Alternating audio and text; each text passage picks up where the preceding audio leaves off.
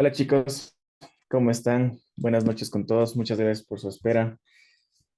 El día de hoy, bueno, primero me presento, soy Paul Saitama, soy médico por la Universidad Central del Ecuador, actualmente soy posgradista del área de cirugía general, soy becario del Hospital Metropolitano.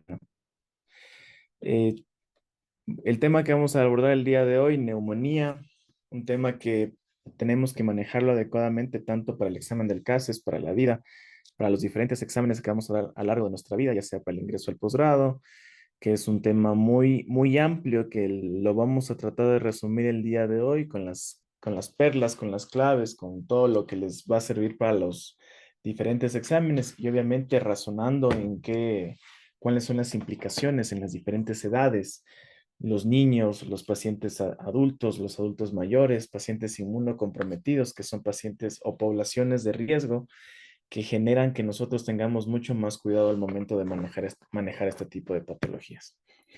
Entonces, definir qué es una neumonía es una infección del parénquima pulmonar. Principalmente es eso. Recordemos que la circulación pulmonar es bastante amplia.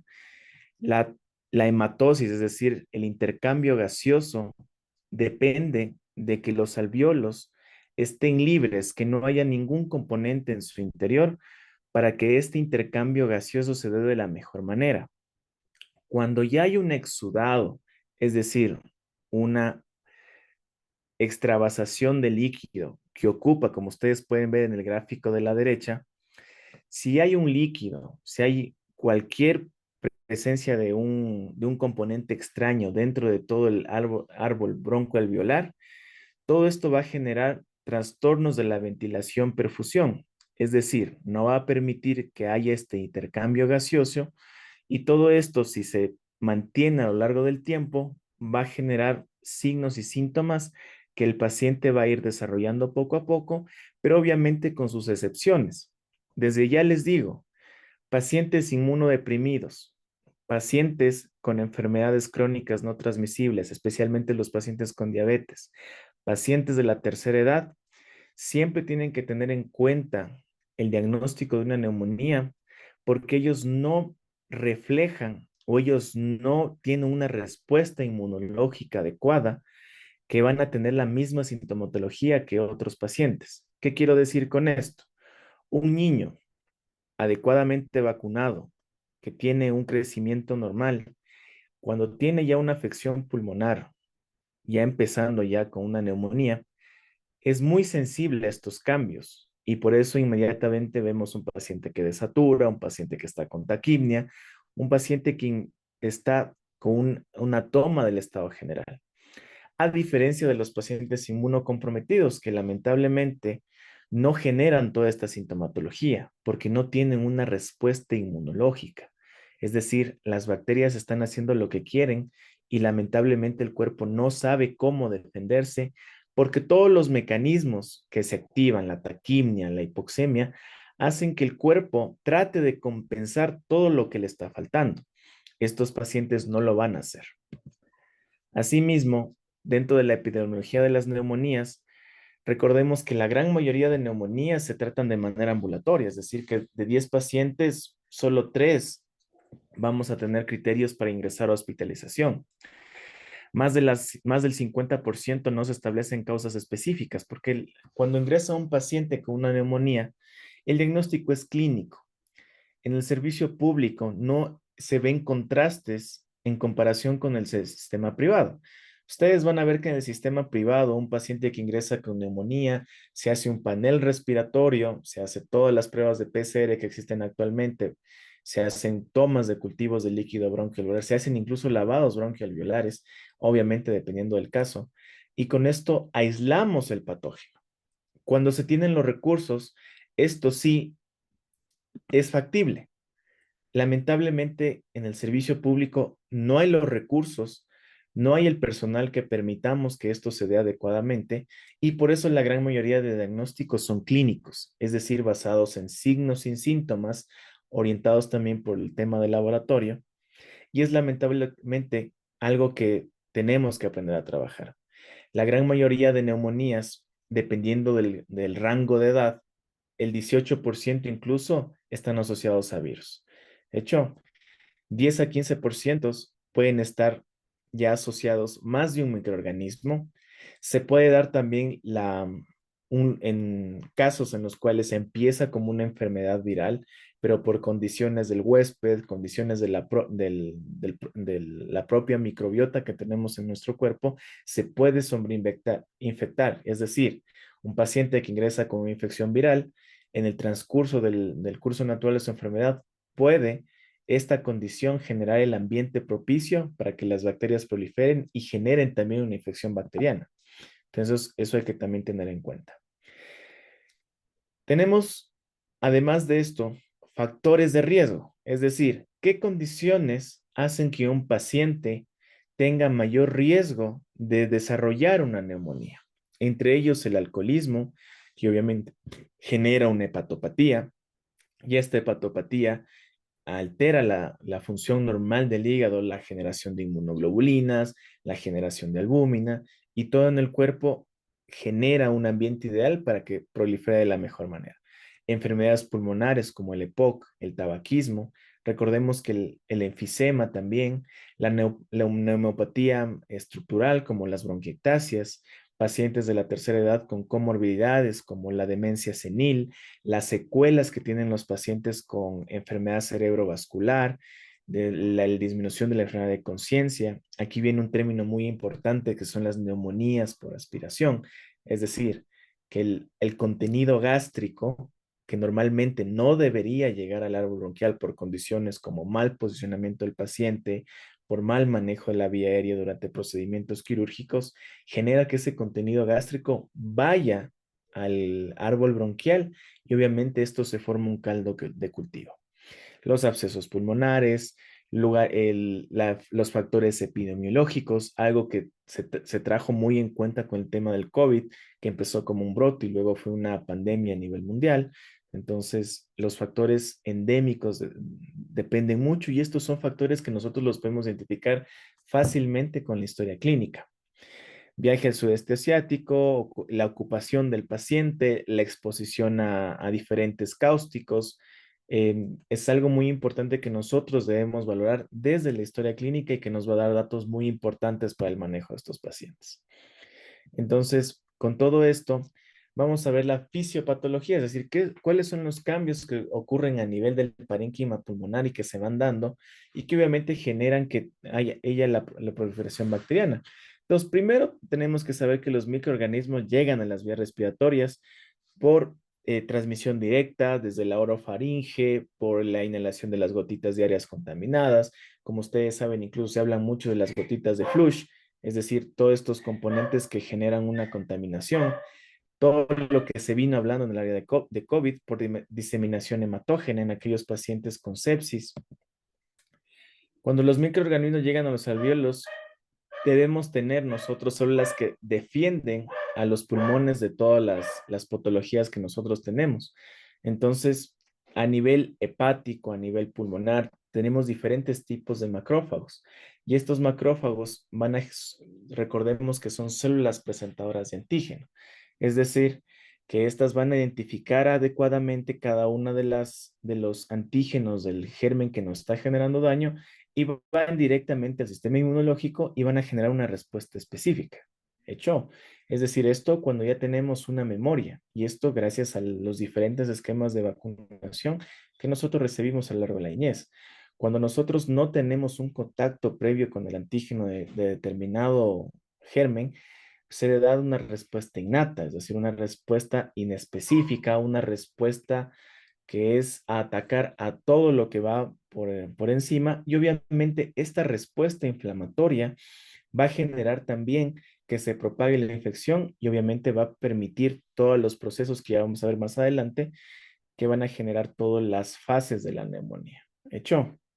Entonces, algo muy importante es que la neumonía clásica se establece por 4 fases de los cambios alveolares. Entre ellos, primero es el edema.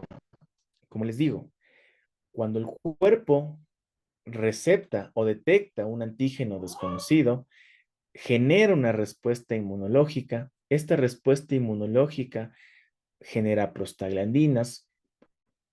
todos los elementos que son vasodilatadores. Esta vasodilatación va a generar una extravasación de líquido desde el intravascular al intersticial y esto va a generar todo el edema que va a nivel del todo el espacio alveolar.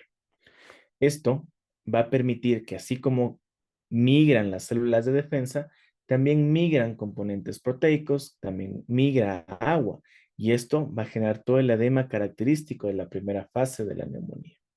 Luego existe una hepatización roja y una hepatización gris. ¿Hecho? Entonces, como ustedes pueden ver en el gráfico de aquí, cada una de las fases es de acuerdo al día que nosotros estamos valorando al paciente. Es decir, en el gráfico que les estoy mostrando, en la columna de la izquierda vemos un parénquima pulmonar normal, un espacio alveolar saludable, es decir, los capilares que permiten la hematosis y el alveolo totalmente libre y la luz alveolar sin ningún componente que esto permite el adecuado paso de oxígeno y el adecuado paso de dióxido de carbono desde la sangre hacia el alveolo y este intercambio gaseoso que permite la homeostasis pulmonar. La primera fase que ya hablamos de la congestión o el edema, como ustedes pueden ver, se da ya una migración de neutrófilos, aumenta, como hay sustancias proinflamatorias, vasodilatadoras, el componente de los glóbulos rojos es bastante alto a nivel del lumen pulmonar y esto obviamente también genera una extravasación de líquidos y esto se genera también obviamente con un componente proteico, lo que da su característica del exudado. En la siguiente fase, ya en la hepatización roja, se da un predominio ya de glóbulos rojos y neutrófilos. Esto va a generar una respuesta inflamatoria mucho más llamativa y obviamente en un proceso normal va a ir una hepatización gris, donde el predominio ya es de solo neutrófilos de células de defensa y obviamente ya es una respuesta inmune en la cual se está ya dando un control de la infección, para así pasar a la última fase que ya se da a partir del día 8 hasta la semana 4, donde en la resolución ya están macrófagos, ya están células que están disminuyendo toda la respuesta inflamatoria, limpiando todo ese contenido líquido, todo ese exudado que se generó a nivel alveolar, reabsorbiéndole y obviamente disminuyendo la respuesta inflamatoria a nivel pulmonar. Esto es lo que debería pasar normalmente, lo que debería una persona saludable al enfrentar una neumonía. Lamentablemente no es así en todas las veces. Cuando ya se da una hepatización roja y una hepatización gris y no se da una buena respuesta inmunológica, pueden existir complicaciones, entre ellos los abscesos pulmonares. Y cuando existen los abscesos pulmonares, vemos pacientes que no van bien. Por eso es muy importante establecer qué pacientes son tributarios de un manejo ambulatorio y qué pacientes yo tengo que hospitalizarles. Porque aquellos pacientes que tienen factores de riesgo para complicarse, tenemos que estar muy pendientes a partir del día quinto, sexto de antibiótico-terapia o terapia antirretroviral para ver cómo es la respuesta clínica al tratamiento que hemos instaurado. Si el paciente permanece con mala respuesta, marcadores inflamatorios todavía elevados, paciente que permanece con clínica de saturación, permanece con mala respuesta a la alimentación, paciente que permanece febril, paciente que permanece en mal estado general, ya tenemos que ir pensando en complicaciones secundarias a la neumonía. Y obviamente como cirujanos, nosotros también vemos este tipo de patologías y es cuando ya se las famosas toracotomías, la toracoscopías para el drenaje y las decorticaciones. El drenaje del absceso, cuando es un contenido que está bien encapsulado a nivel pulmonar, y las decorticaciones que implica entrar, limpiar toda la pus que está a nivel del parénquima pulmonar, liberar todas las adherencias que se han formado y permitir que el pulmón vuelva a expandirse de la mejor manera. Es decir, un control de todo, un control de la fuente de infección a nivel pulmonar. Entonces, con todo esto vemos, recordemos que nosotros vamos a valorar pacientes tanto en el ambiente intrahospitalario como en el extrahospitalario. Es decir, la neumonía extrahospitalaria hace referencia a la neumonía adquirida en la comunidad. Los agentes habituales o más comunes aislados en este tipo de pacientes, el Streptococcus pneumoniae, el Haemophilus influenzae, el estafilococo dorado, también llamado estafilococo aureus, bacterias gram negativas, entre ellas la Klebsiella pneumoniae y la Pseudomonas aeruginosa, atípicos como el micoplasma, la Chlamydia pneumoniae, la legionela y obviamente los virus, la influenza, el adenovirus y también aquí deberíamos dar un hincapié bastante importante al coronavirus, que fue un virus de importancia a nivel mundial que generó un montón de muertes en años pasados. Hay que tener en cuenta que en poblaciones especiales, en niños, esta tablita ustedes deben tener muy grabada en su mente, porque incluso es parte de la guía de práctica clínica que maneja el Ministerio de Salud Pública para el manejo de neumonía en pacientes pediátricos, en los cuales hay algo que ustedes tienen que llevarse en cuenta. En los niños, la gran mayoría de infecciones respiratorias son de tipo viral, pero eso no descarta en ningún momento que el paciente pueda tener una infección bacteriana en el curso de la enfermedad, como ya les habíamos contado. Tener en cuenta que el Ecuador aún sigue siendo país que tiene tuberculosis, hay que tenerlo en cuenta siempre en los diagnósticos de los pacientes y también va a ser una estrategia que ustedes van a ir llevando a lo largo de la rural, porque ustedes tienen que ir cazando, tienen que ir buscando sintomáticos respiratorios, es decir, aquellos pacientes que ya tienen tos crónica. ¿Estamos? Entonces, tener en cuenta muy bien esto. Entonces, ¿qué síntomas nos puede dar la neumonía? Principalmente fiebre. Si hablamos de fiebre, hablamos de las fases de la fiebre, dentro de ellos los escalofríos, la taquimnia. Recordemos que la taquimnia, de acuerdo a la edad, tenemos que valorar los rangos de normalidad. Cuando hacemos la auscultación pulmonar, la presencia de estertores, la presencia de sibilancias, hay que tener en cuenta, y algo que se nos pasa muy frecuentemente por encima, es el tema de los pacientes con enfermedades pulmonares crónicas, entre ellos los más frecuentes los niños, los pacientes con asma. Los pacientes con asma pueden tener en algún curso de su enfermedad, si tienen exacerbaciones muy frecuentes, una sobreinfección, ya sea por una enfermedad viral o por una enfermedad, por un agente bacteriano. Entonces, en los pacientes con asma, no demos por sentado que es un asma así por así. Hagamos un buen examen físico para identificar adecuadamente qué pacientes se benefician de un seguimiento cercano o incluso qué pacientes ya se benefician de un tratamiento antimicrobiano.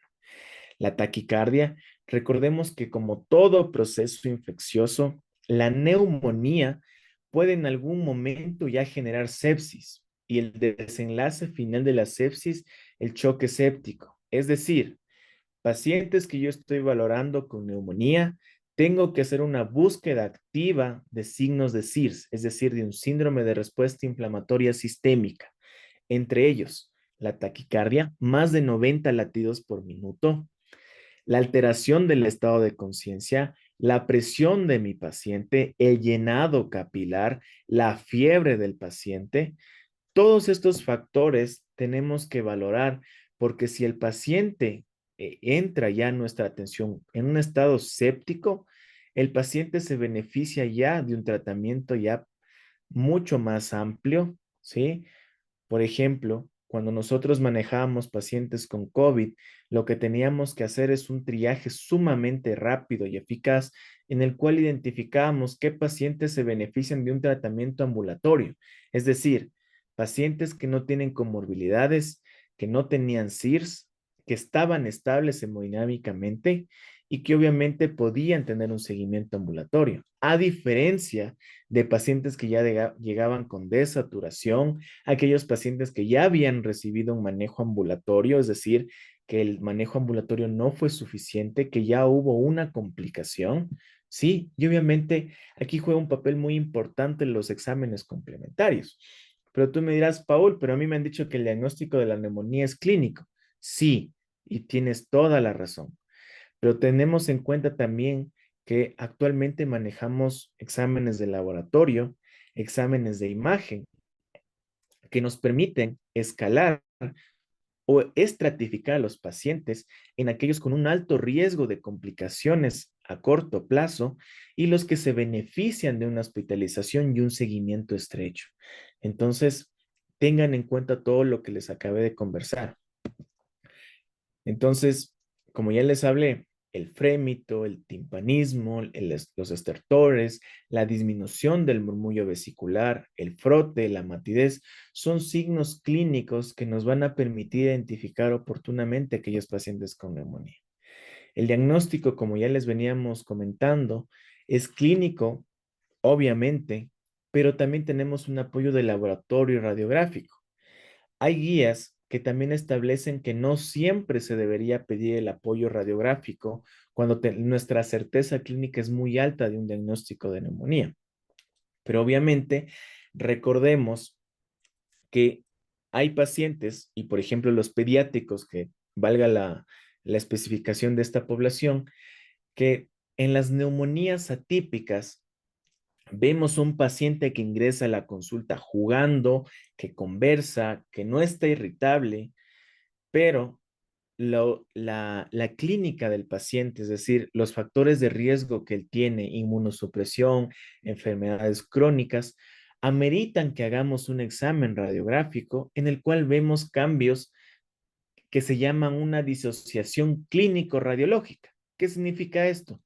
Que el paciente no tiene ningún síntoma, pero hacemos la radiografía y vemos cambios a nivel del parénquima pulmonar graves, es decir, totalmente velados los pulmones, totalmente tomados, y el paciente no lo expresa de la misma forma.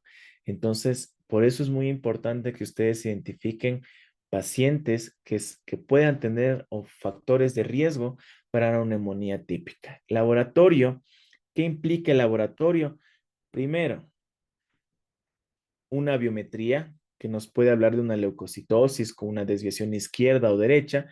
Recordemos que la desviación izquierda es una desviación predominante, que es una leucocitosis predominantemente de una neutrofilia, y una desviación derecha, que hablamos principalmente una leucocitosis predominantemente de los linfocitos. Clásicamente se ha hablado que la linfocitosis está orientada a procesos virales y la neutrofilia a procesos eh, bacterianos. Además de eso tenemos PCR, procalcitonina, que son marcadores reactantes de fase aguda.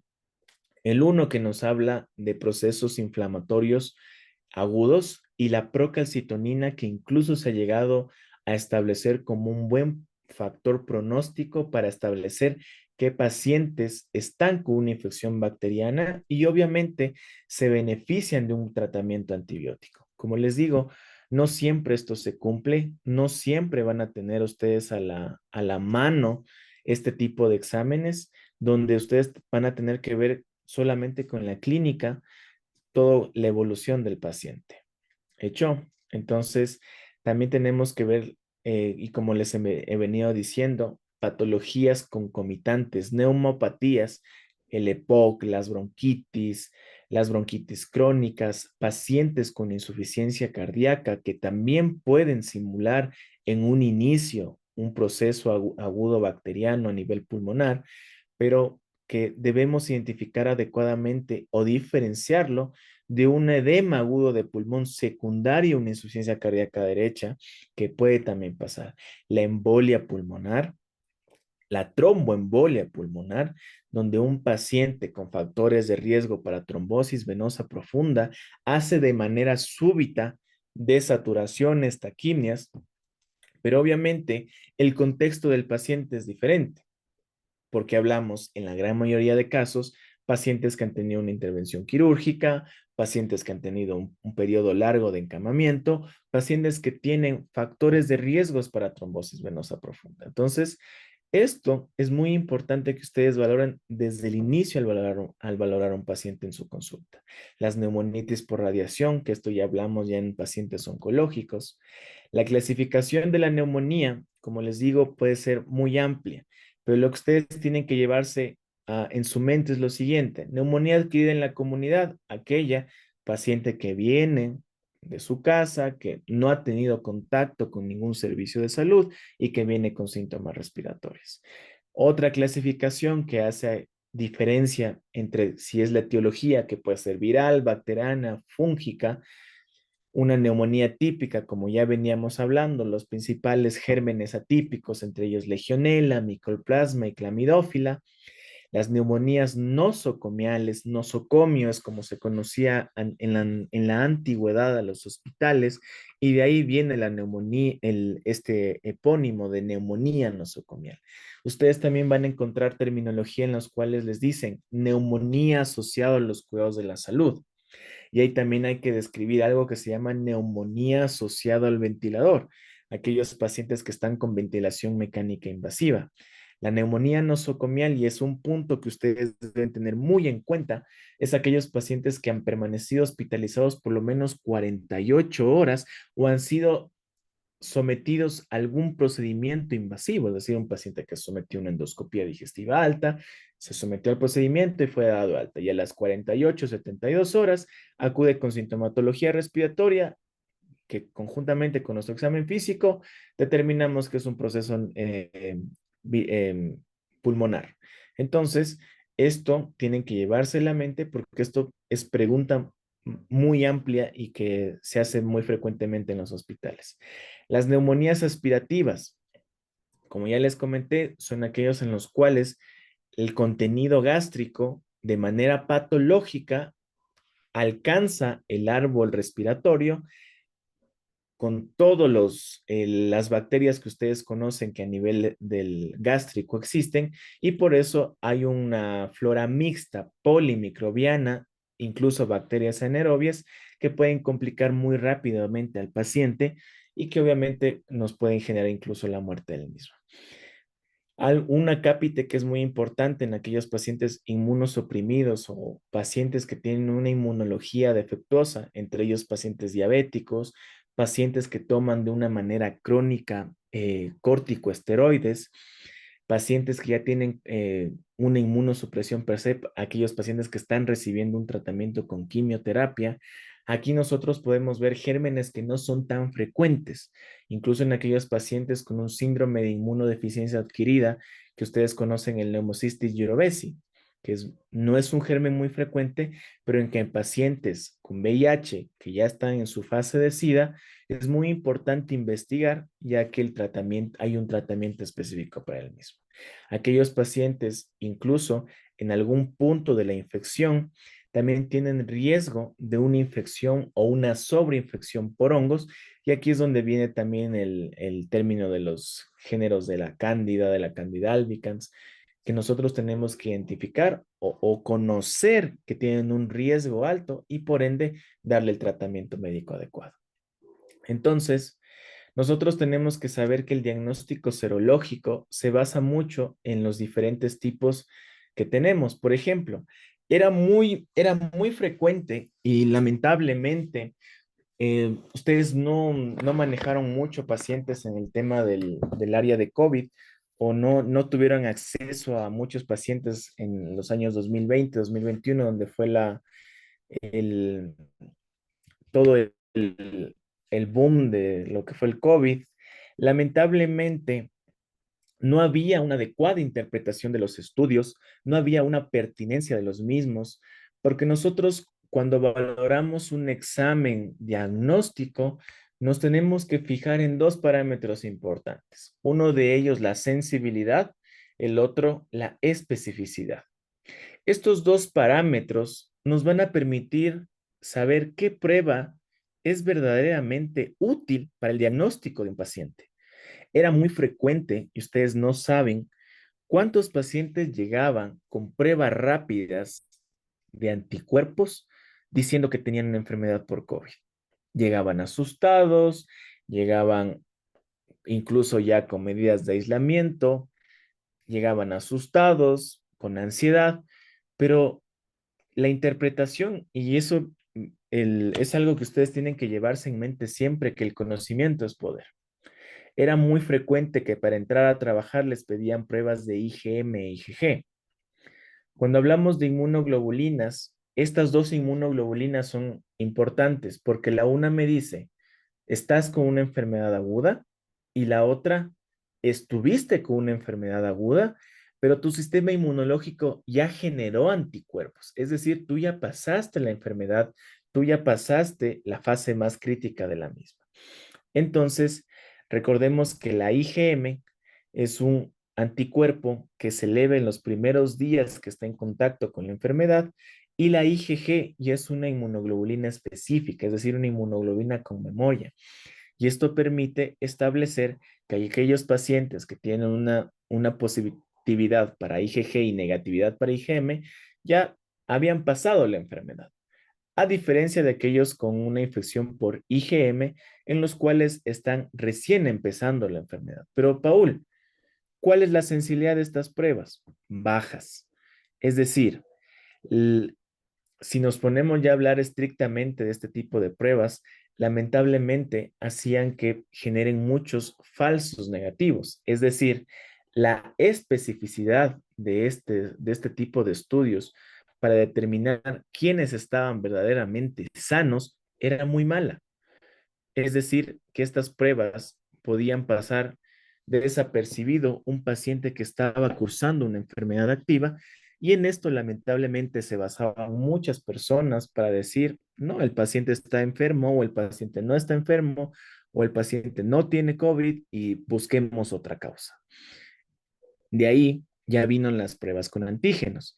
Recordemos que la prueba de anticuerpos se basa principalmente en buscar la respuesta inmunológica del huésped hacia el microorganismo que nos está causando la enfermedad. A diferencia de la prueba de antígenos, recordemos que los antígenos son componentes proteicos que están tenemos antígenos en nuestro cuerpo, tienen antígenos los microorganismos y son como una cédula que nos permite identificar cómo es, para qué sirve y cómo defendernos de ese anticuerpo, de ese antígeno que está ingresando a nuestro cuerpo. Con el paso del tiempo, durante el tiempo de COVID, ya vinieron las pruebas de antígeno que tenían su mayor sensibilidad, pero obviamente saberlas utilizar a partir del tercer día de inicio de síntomas en los cuales se alcanzaba la mayor sensibilidad, es decir, la mayor capacidad de la prueba para identificar que el paciente tenía al SARS-CoV-2 dentro de su organismo. Hecho. Los cultivos ya son pruebas microbiológicas que no se usan de manera rutinaria. Recordemos que no todo paciente con neumonía vamos a pedirle cultivos. Pacientes con inmunosupresión, pacientes con comorbilidades, pacientes con condiciones que generan una inmunidad defectuosa, en ellos sí tenemos que tomar cultivos para aislar, porque recordemos que cuando nosotros damos un tratamiento, lo damos un tratamiento empírico. ¿Y qué significa empírico? Significa un tratamiento basado en nuestro conocimiento, es decir, en lo que sabemos de la enfermedad. Es decir, como les acabé de hablar, sabemos que el componente o el microorganismo más frecuente de las neumonías bacterianas es Streptococcus pneumoniae. Es decir, que yo voy a dar un tratamiento guiado a ese microorganismo. Pero si estoy frente a un paciente inmunodeprimido, que tiene comorbilidades, que tiene factores para multiresistencia bacteriana, este paciente yo tengo que aislar el germen y darle un tratamiento específico. Es decir, de inicio, yo empiezo con un tratamiento antibiótico empírico. Empiezo con una amoxiclav, empiezo con una amoxicilina, empiezo con una ampicilina sulbactam, obviamente de acuerdo a lo que nosotros dispongamos, si el paciente se maneja de manera ambulatoria, pero obviamente esto ya hablamos de un paciente que ingresa a hospitalización. Entonces, los cultivos, recordemos que salen entre las 48 a 72 horas y esto también nos da un parámetro o una tabla muy importante que es el antibiograma. Y el antibiograma nos da primero, un aislamiento de la bacteria y segundo, la sensibilidad y la resistencia de este germen in vitro a los diferentes tipos de antibiótico que nosotros manejamos. Los cultivos actualmente a nosotros nos sirven tanto para desescalar o para incrementar la cobertura antibiótica. ¿Qué quiero decir con esto? Pacientes que tienen componentes como inmunosupresión, condiciones que hacen que su inmunidad sea defectuosa, yo empiezo con una antibiótico-terapia de amplio espectro. Es decir, no voy a empezar con una ampicilina, voy a empezar con una piperacilina tazobactam. Pero si a las 48 horas yo veo que es un germen multisensible, que no tiene resistencias, yo hago un desescalamiento del antibiótico. ¿Qué significa esto? Que del antibiótico de amplio espectro que estaba dando, puedo ya bajar un antibiótico de menos espectro, con menos efectos adversos, y obviamente esto también contribuye que a largo plazo estemos combatiendo la resistencia bacteriana. Por el otro lado, aquellos pacientes que en teoría no tenían factores de riesgo para un germen multiresistente, pero oh sorpresa, a las 48 horas me sale una KPC. ¿Qué significa KPC?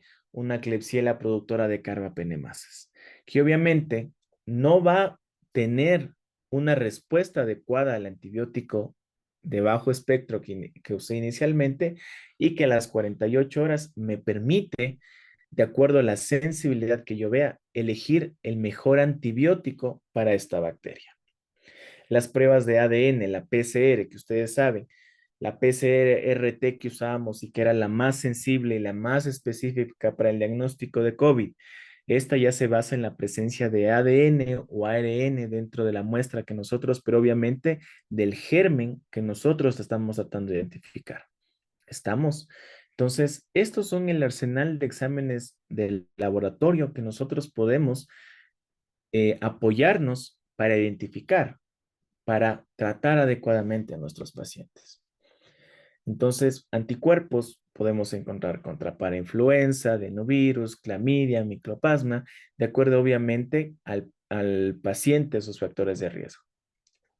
Los antígenos pueden ser en orina, pueden ser en muestras de hisopado nasofaringeo, incluso bucal, que son pruebas que nosotros estábamos muy acostumbrados todo en la temporada de COVID.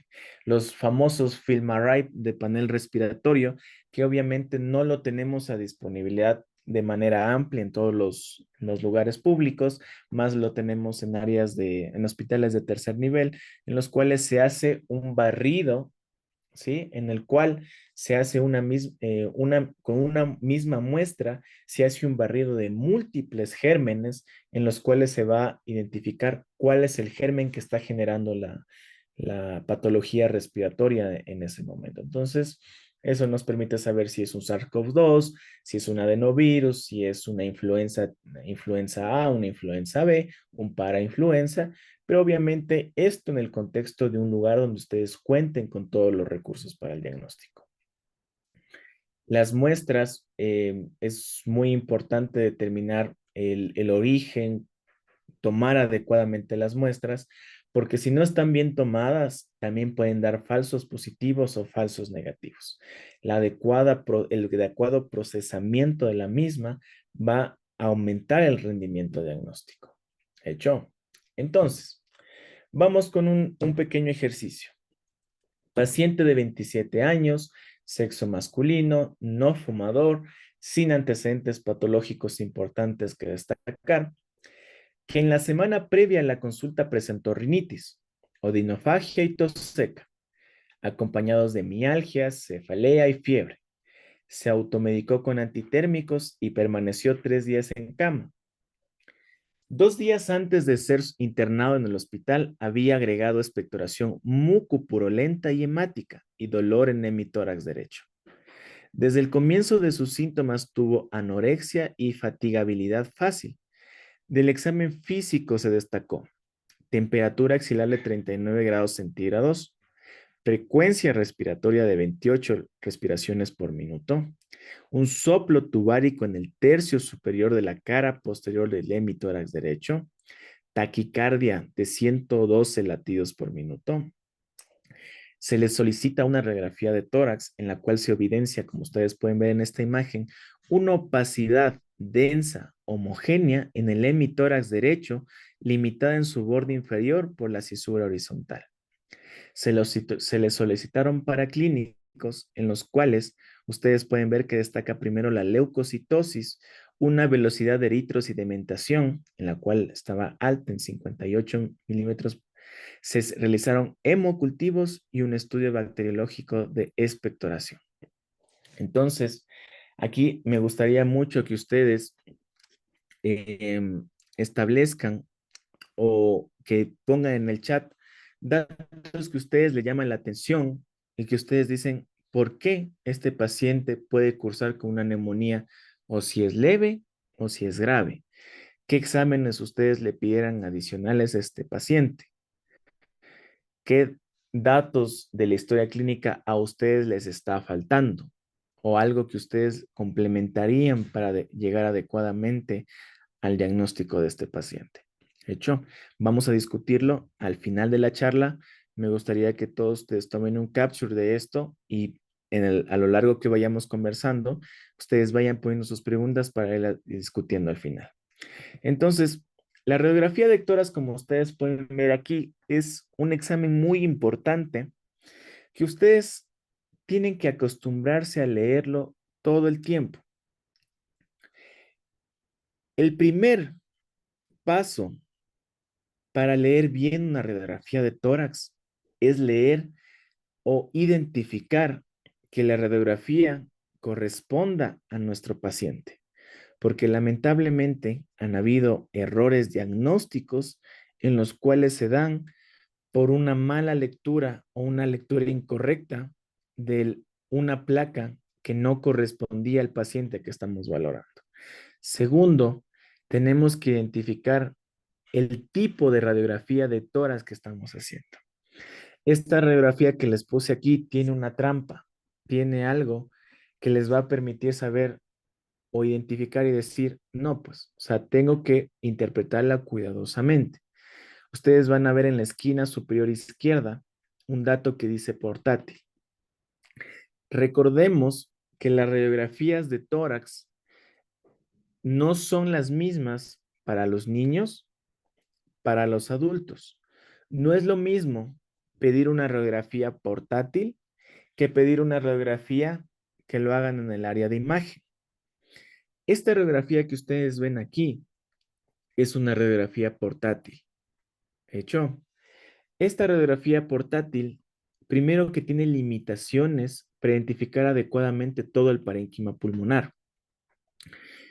Ustedes ven campos pulmonares pequeños. ¿Por qué? Esto se llama una placa expirada, porque normalmente cuando ustedes piden o cuando ustedes solicitan una radiografía de tórax, el técnico en radiología lo que hace es poner al paciente recto, le pide al paciente que inspire, es decir, hace una inspiración forzada y durante esta inspiración forzada toma la radiografía con el objetivo de que se amplíe el parénquima pulmonar y tener una idea de todo lo que estamos viendo. A diferencia de una radiografía portátil, que es una radiografía que se realiza a pie de cama, en la cual por condiciones del paciente no se puede movilizar, el paciente está en terapia intensiva, el paciente está con está con ventilación mecánica invasiva, no se puede controlar todos los factores por una buena radiografía. Entonces, esto es muy importante que ustedes tengan en cuenta al momento de valorar una radiografía, porque van a dar efectos, entre ellos uno de los más llamativos, que es el efecto de magnificación. Segundo, las radiografías portátiles son anteroposteriores, es decir, el haz de rayos X va a atravesar de adelante hacia atrás, que es la radiografía que nosotros deberíamos pedir en los pacientes pediátricos. Hecho, o sea, una radiografía anteroposterior y lateral. Recuerden, siempre tenemos que correlacionar tanto la anterior como la lateral. Esto en niños. Hecho, la portátil tiene sus implicancias que les acabé de decir. Paciente que no se puede movilizar, paciente que está en unidad de cuidados intensivos. Y obviamente, siempre que ustedes vean una portátil, va a ser una placa antero-posterior.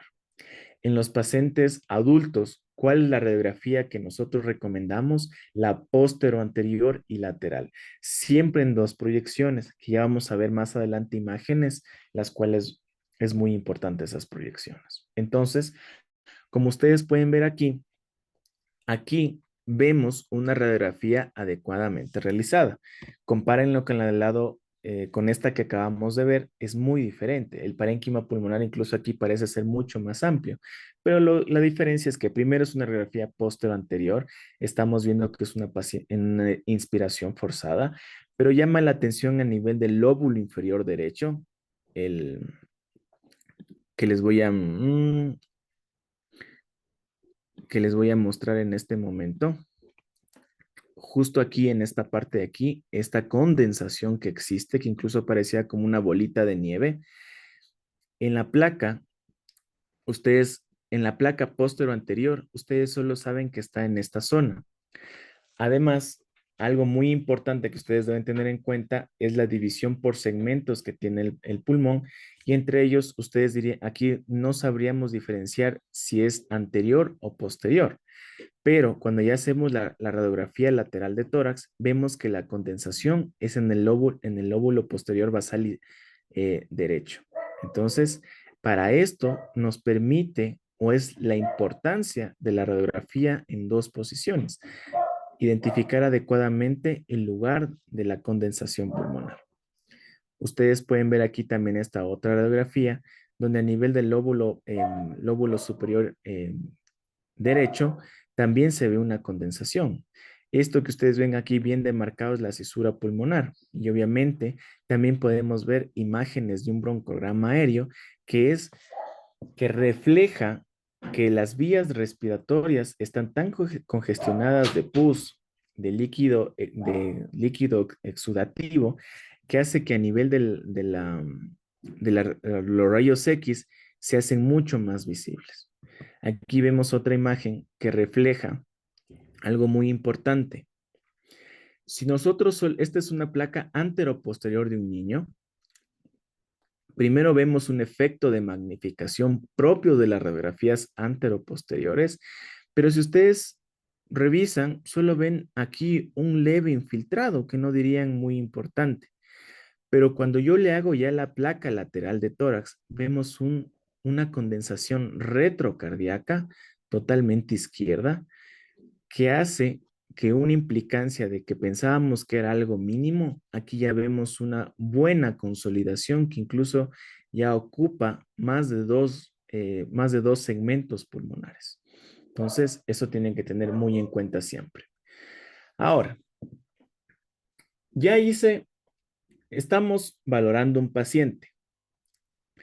Este es un algoritmo que es propuesto por el Ministerio de Salud Pública para el manejo de los pacientes con una sospecha de neumonía en la edad pediátrica. ¿Por qué hago más hincapié en la edad pediátrica? Porque es un problema de salud pública. Tenemos guías, tanto desde el año 2017 para el manejo de este tipo de pacientes, en los cuales se basan principalmente primero en signos clínicos. Entonces, ¿qué tenemos que vigilar primero? Paciente que acude a la consulta con tos, con dificultad respiratoria, con taquimia, con tiraje y que no ha estado hospitalizado en los últimos 7 días. Es decir, orientado principalmente o aplica este algoritmo en pacientes que estamos sospechando de una neumonía adquirida en la comunidad. Además de esto, en el contexto de un paciente con síntomas respiratorios, tenemos que ver signos de alarma. Esto es lo que ustedes tienen que valorar siempre en las preguntas que les hagan a nivel del CASES. Siempre les van a poner distractores, siempre les van a poner un excepto, siempre les van a poner no corresponde a. Entonces, cuando ustedes lean esto, en su mente debe estar un, dos, tres.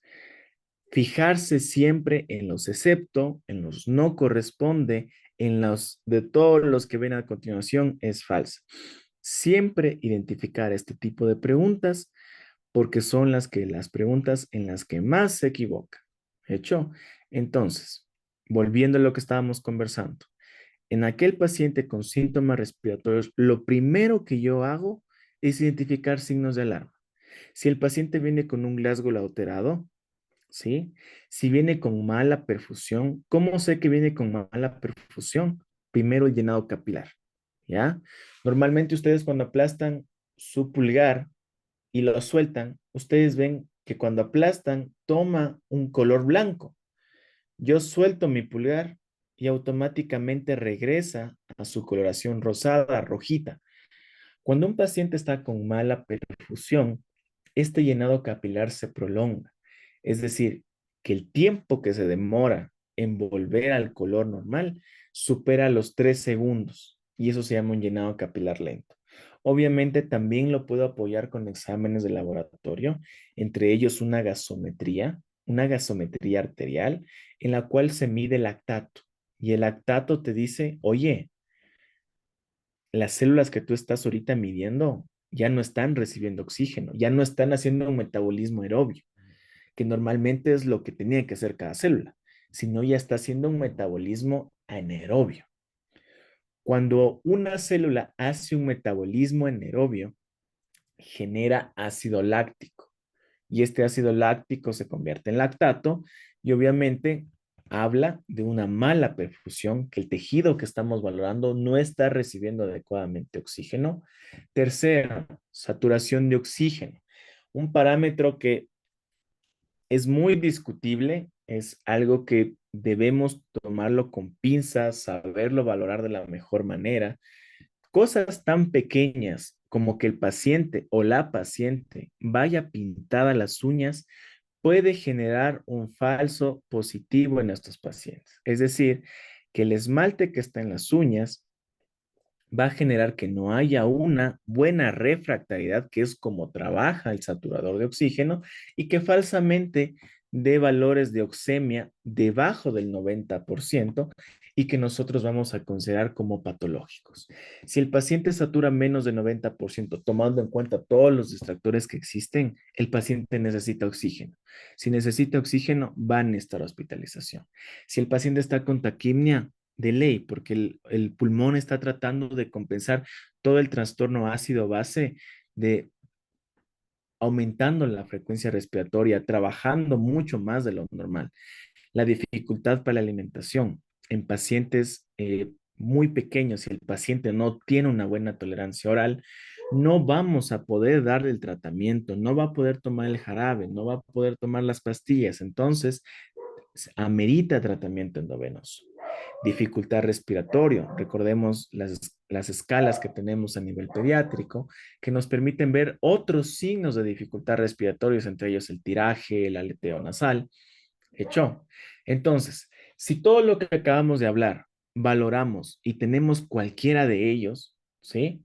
Paciente que está desaturando, paciente que llega desorientado, que le cuesta mantenerse despierto, lo catalogamos ya como una neumonía grave. Si es una neumonía grave, lo primero que tenemos que hacer es estabilizar. Si le falta oxígeno, ponerle oxígeno. Hecho, la taquimia puede ser incluso secundaria a la desaturación.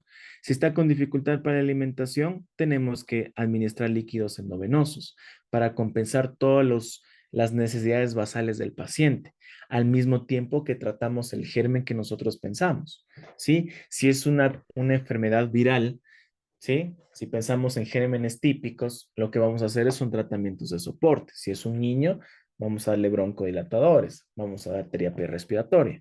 Si sospechamos que es una paciente ya con factores de riesgo para una enfermedad bacteriana, vamos a iniciar una antibiótico-terapia de amplio espectro, ¿sí?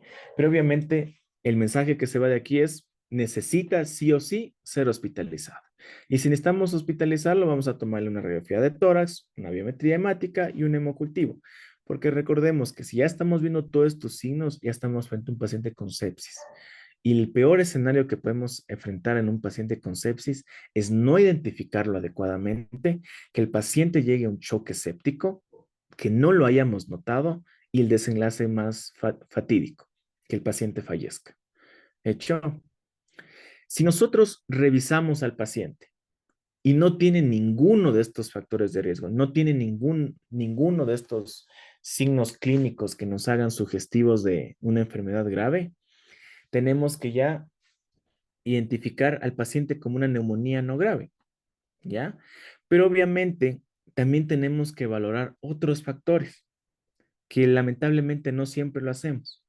Entre ellos, si es un paciente menor de 6 meses, los pacientes menores de 6 meses son muy sensibles a la deshidratación, a la no tolerancia oral, ¿sí? Entonces son pacientes que tenemos que tenerlos muy en cuenta, muy de cerca y no tomarlos a la ligera.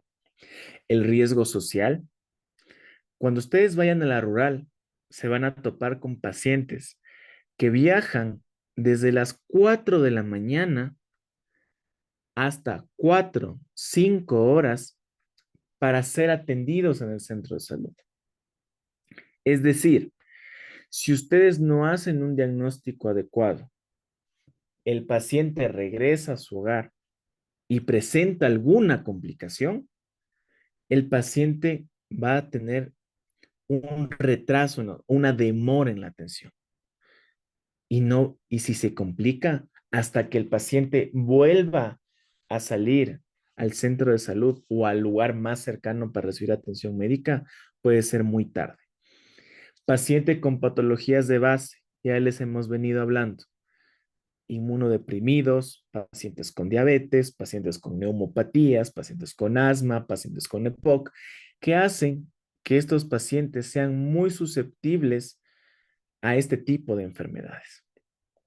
Si el paciente tiene estos factores de riesgo, a pesar de tener una neumonía no grave, se ganó la hospitalización, porque tenemos que asegurarnos que este paciente no se nos complique. Si a pesar que nosotros valoramos todo esto, el paciente no tiene factores de riesgo, nosotros ya podemos catalogarlo como un paciente que puede ser manejado de manera ambulatoria. ¿Qué quiere decir esto? Que podemos mandarle a la casa con signos de alarma. Siempre, siempre informar los signos de alarma. Porque si ustedes no avisan, a veces los pacientes no han estudiado 6 años de medicina, no tienen el mismo conocimiento que ustedes, pueden pasar por desapercibido signos de alarma y no llevarlo oportunamente. Porque a pesar de que nosotros hacemos todo este trabajo de identificar factores de riesgo, signos clínicos de complicaciones, hay pacientes, una mínima cantidad de pacientes que se llegan a complicar a pesar que no tenían factores de riesgo. Es ahí la importancia de que ustedes sepan comunicar y sepan educar al paciente sobre factores que permitan identificar oportunamente que el paciente no está yendo bien. Por eso, eduquen, eduquen a sus pacientes, eduquen a su personal de salud cuando sea donde sea que ustedes vayan. Aquí está otro de los factores que nosotros podemos ver. Más que todo esto ya es para determinar la severidad de las neumonías. Esto ya es más que todo en el manejo hospitalario.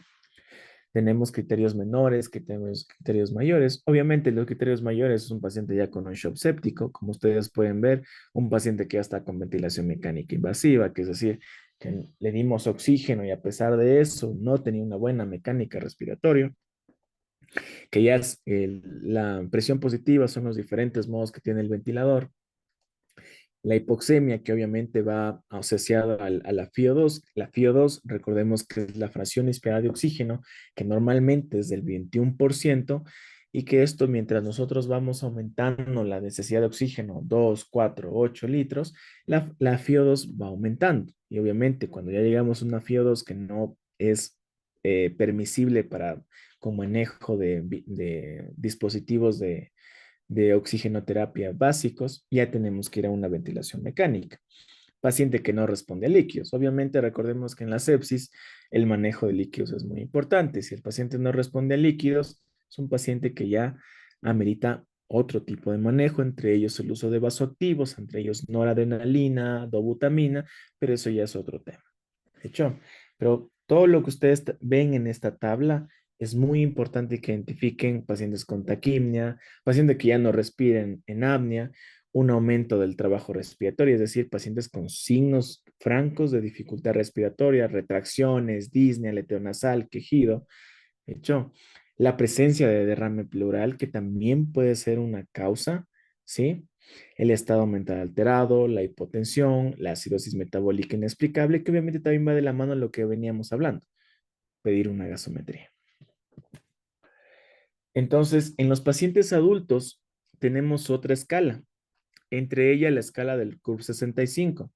Esta escala nos permite predecir la mortalidad de aquellos pacientes que han tenido una neumonía adquirida en la comunidad y que obviamente también nos permite tener en cuenta varios factores, entre ellos que la C, que significa confusión, con una calificación menor en la escala de coma de Glasgow. La urea, mayor a 44 miligramos por decilitro. Recordemos que cuando nosotros valoramos fisiología, nosotros tenemos mecanismos de concentración, dilución de la orina y tenemos algo que se llama el mecanismo de contracorriente. En el mecanismo de contracorriente juega un papel muy importante la urea. Cuando la urea está superior a 44, nos habla que el paciente ya tiene un estado de deshidratación, que el paciente ya está hemoconcentrado incluso. De hecho, y esta urea no solo aplica a los pacientes con neumonía. Cuando ustedes valoran un paciente con pancreatitis, un paciente que viene con una urea más de 40, que viene con un BUN más de 20, con un hematocrito más de 44, este paciente está deshidratado, necesita líquidos, que es la piedra angular del manejo de la pancreatitis. Y obviamente que también puede ser de la neumonía. La respiración. Si el paciente viene con taquimia severa, también nos habla de severidad.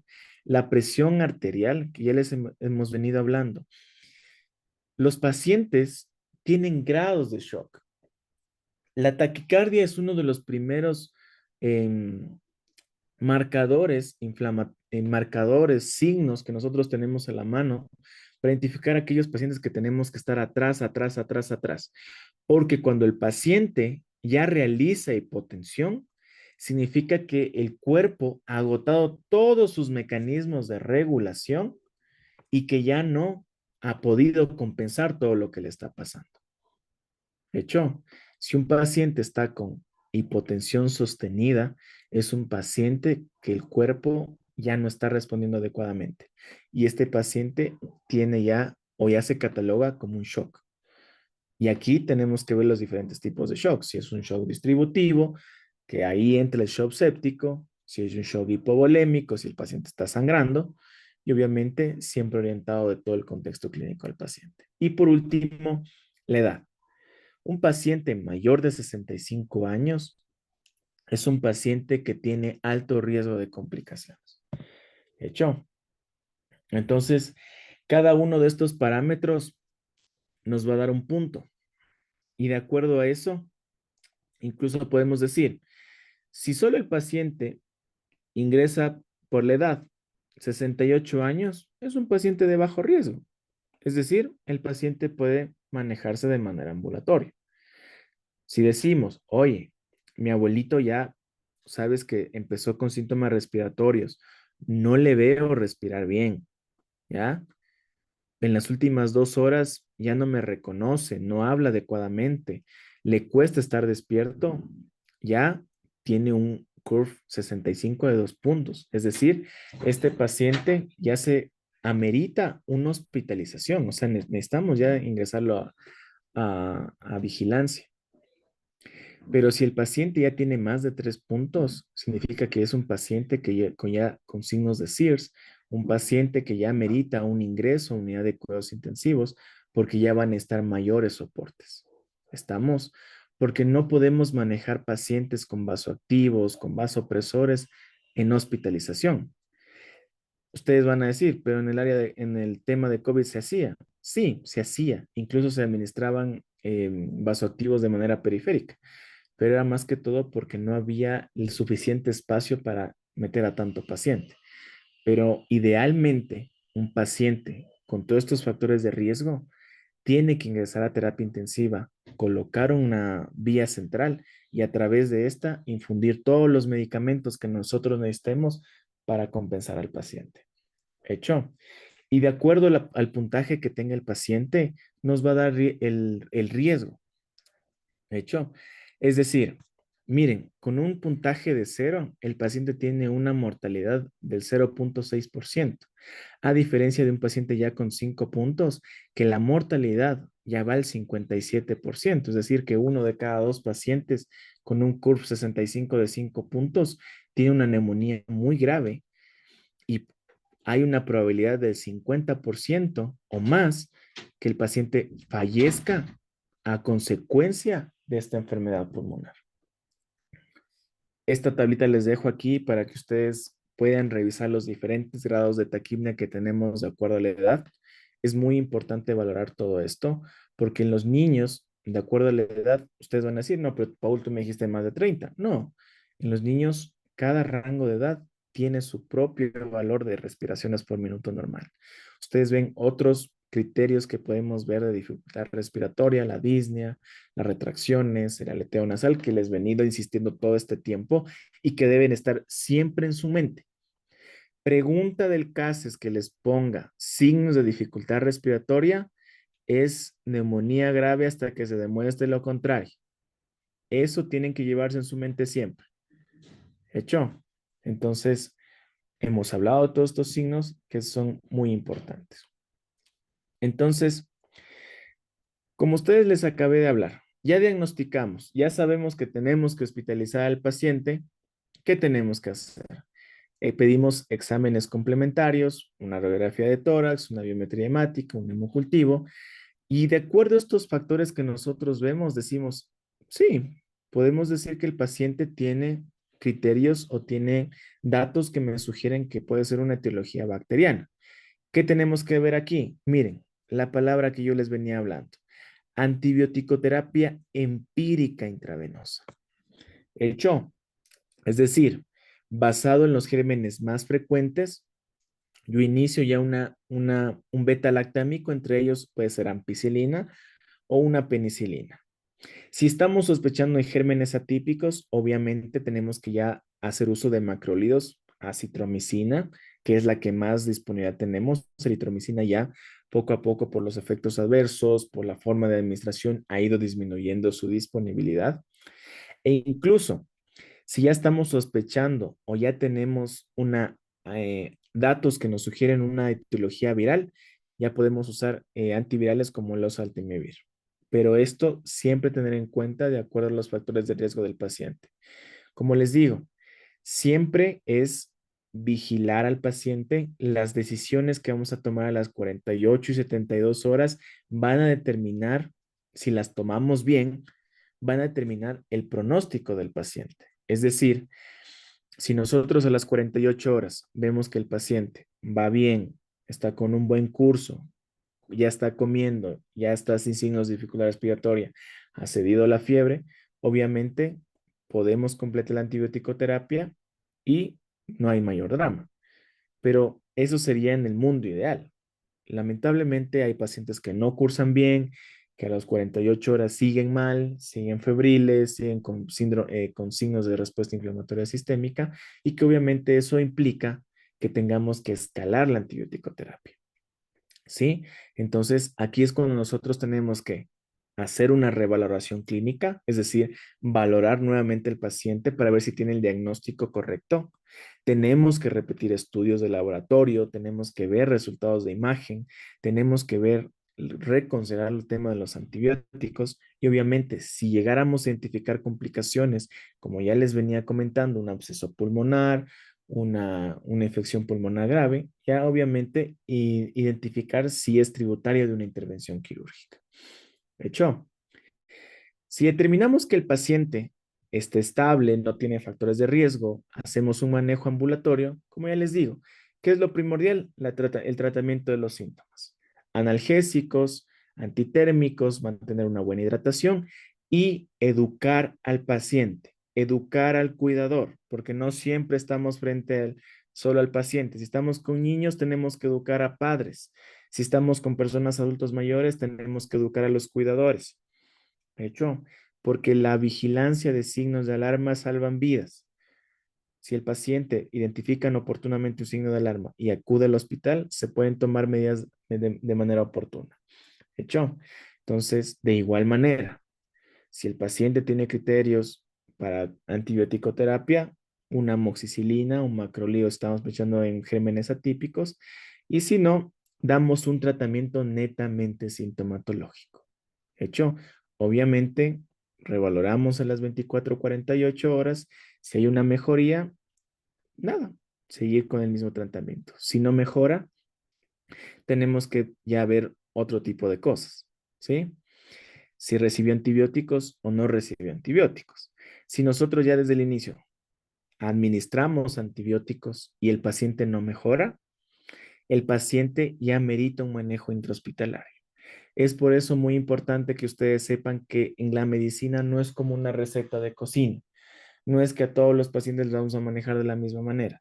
Cada paciente es un mundo diferente y puede ser que incluso antes de las 48 horas venga con complicaciones y tengamos que hospitalizar. Pero el mensaje que quiero que ustedes se lleven es vigilar signos de alarma, vigilar síntomas o factores que nos condicionen que el paciente no vaya bien con nuestro tratamiento. Entonces, aquí pueden ver los diferentes esquemas que nosotros tenemos. Los macrólidos, como ya les comenté, la citromicina, incluso podemos ya tener en cuenta aquellos pacientes con antibiótico-terapia en los últimos días, en los cuales ya tendremos que usar medicamentos que son de segunda línea. Cuando yo estaba en octavo semestre, noveno semestre, salió un comunicado de la OMS sobre el uso de las fluoroquinolonas. Antes las fluoroquinolonas eran considerados como antibioticoterapia de primera línea, pero debido a los efectos neurotóxicos que tienen, al alto índice incluso de resistencia bacteriana, han bajado a ser de segunda línea. Entonces, aquí se catalogan unas fluoroquinolonas de acción respiratoria, entre ellos la moxifloxacino, la levofloxacina. Entonces, esto se usa ya en un contexto de un paciente que no responde adecuadamente a la terapia de primera línea. O incluso también podemos hacer uso de altas dosis de medicamentos. Incluso cuando ustedes revisen las dosis pediátricas de antibióticos, ustedes se van a dar cuenta que de acuerdo a los factores de riesgo del paciente, van a ver si usan dosis bajas a 50 miligramos por kilo de amoxicilina o ya dosis altas a 90 miligramos kilo día del paciente. Hecho, en aquellos pacientes hospitalizados, de igual manera, moxifloxacino o sino un beta-lactámico, entre ellos las cefalosporinas, una cefalosporina de tercera generación como la ceftriaxona, ya incluso ya hablamos de los carbapenémicos, entre ellos el ertapenem, ¿sí? O incluso también un macróligo si estamos sospechando de un germen atípico. ¿Hecho? En aquellos pacientes que ya están en UCI, ya ameritan otro tipo de antibioticoterapia que ya no es motivo de esta charla, pero que deben saber.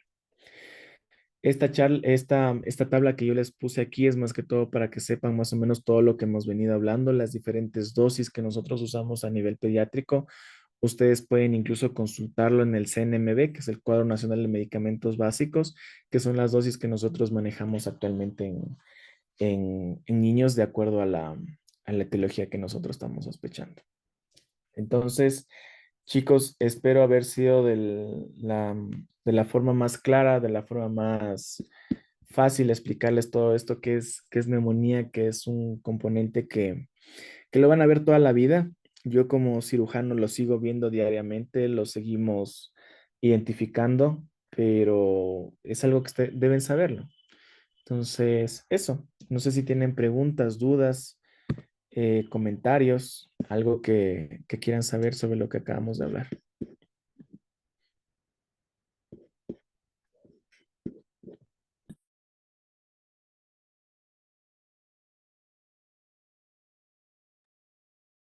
¿No? Gracias, como siempre, Paul. Un gusto escucharte, niño. Chicos, ¿tienen algún tipo de pregunta? Ahorita ya le termino la grabación.